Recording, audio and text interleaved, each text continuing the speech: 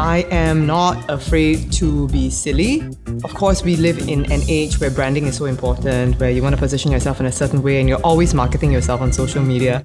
But I also think that sometimes it is good to be silly and it's good to laugh at ourselves. When I first heard about Project Lionheart, I thought that it was really a special initiative because I think that we have, talked a lot about what we need to do. We need to be resilient. We need to pivot. We need to do all these things. And maybe there isn't enough celebration of what has already been done. All the small or big victories that we've experienced, that we won just by getting through this stage of the pandemic and making it to the next one. And we are still here, and many of us are still thriving. We've changed, in many ways.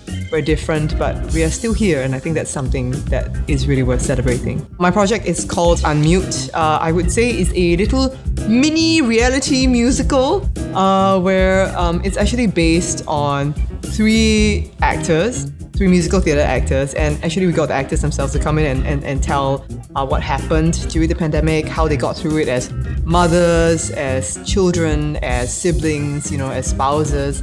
And from those angles, we kind of also used parody songs to tell those stories because we realized that lots of people were doing parody songs during the pandemic, so we thought it would be a great and timely kind of throwback to that. So it's a little kind of like a tongue-in-cheek kind of comic musical about how these three performers use different strategies to come up on top and still be here and still be very much relevant and hopefully thriving, but maybe a little bit evolved from before.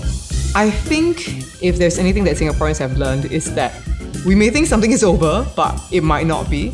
But at the same time, we need to celebrate what we have today. So we need to go, you know what, we've got this far, and that's worth celebrating. And that, I think, will show us that we can take whatever life throws our way and we can make something of it, and we can make something of ourselves. And there's so much to look forward to.